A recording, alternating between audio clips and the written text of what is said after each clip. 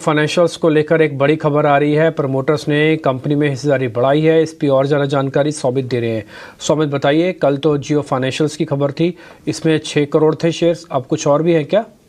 तो हमें सोर्सेस से जो पता चल रहा है वो यही है कि प्रोमोटर्स ने और ओपन मार्केट्स में शेयर खरीदे हैं जियो फाइनेंशियल के। प्रोमोटर की अगर हम बात करें तो वो मुकेश अंबानी फैमिली ग्रुप आ जाता है। तो कल उन्होंने करीब 1 करोड़ शेयर्स खरीदे थे ओपन मार्केट से, और आज और एक 1 करोड़ शेयर्स खरीदे हैं ओपन मार्केट से। टोटल 2 करोड़ शेयर्स की खरीदारी अब तक हुई है ओपन मार्केट से।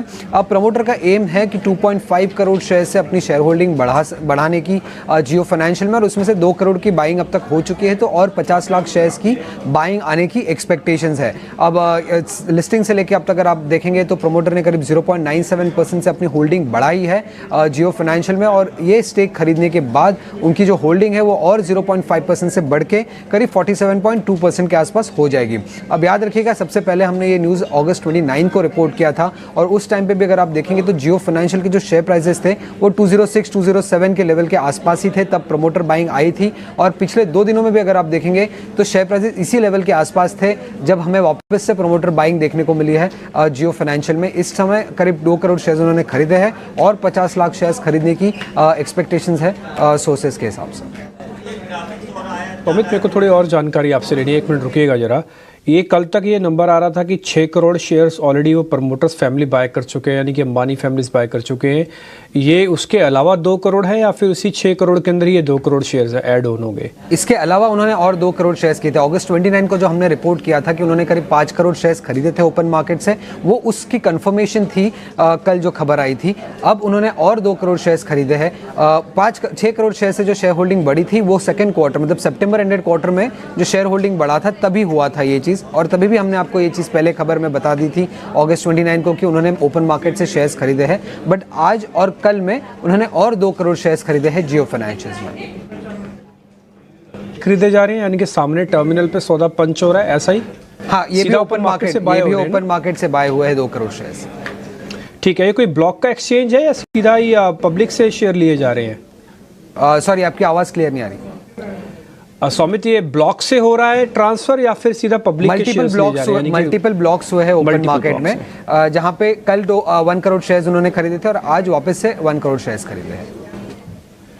ठीक है, बहुत शुक्रिया, थैंक यू वेरी मच पूरी जानकारी देने के लिए। आपने हिंट भी किया कि 50 लाख शेयर और खरीदे जाएंगे। आज भी इस शेयर का इम्पैक्ट ये है कि 2.5% ये शेयर ऊपर है, क्योंकि प्रमोटर्स खरीद रहा है। कोई और खरीदता तो फर्क नहीं पड़ता, प्रमोटर खुद खरीदे, फिर वो अंबानी खरीदे, इस रेट पे खरीदे तो फर्क पड़ता है। इसलिए आप शेयर गिरते हुए मार्केट में भी 2-2.5% ऊपर देख पा रहे हैं। खैर, इस भी चोपड़ा साहब हमारे साथ हैं। ये जो मैं जियो फाइनेंशियल वाली खबर है ना, इसको थोड़ा और इंटरेस्टिंग व्यू से लेना चाहता हूँ। चोपड़ा जी, आपको ध्यान होगा ना, पिछली बार भी 202-203 के रेट पे आके पोजीशन ली गई थी। कुछ फंड ने भी लिया था, आप तो बता भी रहे थे मोतीलाल ओसवाल ने पोजीशन ली है। अब फिर से खबर ये आ रही है कि प्रमोटर कुछ और शेयर ले रहे हैं। ये वही रेट है सर, 202-205 वाली ब्रैकेट वाला एरिया। तो एक इन्वेस्टर को भी यहाँ पे आके फिर से बाय करना चाहिए, इन्वेस्टर को भी ले ही लेना चाहिए। जब फंड खरीदा तो कुछ सोच के खरीद रहा होगा ना। देखिए डिप्टी, बहुत सारी कंपनीज अपने बायबैक अनाउंस करते हैं और बहुत सारी कंपनीज अपना स्टॉक खुद खरीदते हैं। तो जब प्रमोटर बाइंग होती है तो इससे बिल्कुल सीधा आप रिलेशन बना सकते हैं कि प्रमोटर को कंपनी में बहुत कॉन्फिडेंस है, और नो डाउट वो रिलायंस है, जैसे आपने कहा वो अंबानी साहब खुद ले रहे हैं तो उसका कोई मीनिंग है। लास्ट टाइम भी जब मोतीलाल ने बाइंग किया था 205-206 पे, वहीं पे लो बना था। तो ये कहना बहुत कठिन है कि यहाँ लो बनाए कि नहीं बना। अगर मैं इतना कॉन्फिडेंट हूँ को लंबी अवधि के लिए जियो फाइनेंस लेता है तो इसमें पैसा जरूर बनेगा, क्योंकि अभी उन्होंने अपना जो एनबीएफसी है उसको भी उन्होंने लॉन्च किया है, और बहुत जल्द हम देखेंगे कि जियो फाइनेंशियल जो स्टाइल है मुकेश भाई का काम करने का, वो आते हैं और फिर वो छा जाते हैं। तो आपको शहर शहर में इनके ऑफिसेस दिखेंगे और बहुत वाइड स्प्रेड काम दिखेगा, क्योंकि वो छोटा काम करने के लिए तो जियो फाइनेंशियल उन्होंने खोला नहीं। तो मेरा ये मानना है बहुत अच्छे कन्विंसिंग वैल्यूएशंस हैं और इसको यहाँ पर खरीदा जा सकता है। और एनबीएफसी बिजनेस, अगर आप कोई भी बड़ा एनबीएफसी देख लें तो नो डाउट मुझे लगता है कि it's a matter of time कि अगले 4-5 सालों में ये 2000 का भी भाव बने या 5000 का भी भाव बने तो कोई बड़ी बात नहीं है। तो लॉन्ग टर्म पर्सपेक्टिव से जियो फाइनेंस लेके रखिए। नो डाउट एनबीएफसी बिजनेस अच्छा बिजनेस है, और अगर इसको आप प्रॉफिटेबली रन कर गए और इसमें एनपीएस कम रहे तो निश्चित रूप से क्या पता आपको जियो फाइनेंस एक और बजाज फाइनेंस बन रहा हो। ठीक है, दूसरा बन भी सकता है, इसमें कोई दो राय नहीं है। और ये बात मैं आपकी बात से इत्तेफाक रखता हूँ कि भाव और भावनाएं दोनों ठीक हैं। भावना ये कहती है कि देश के नंबर 1 कंपनीज बनाने के लिए प्रमोटर जी जान लगाएंगे।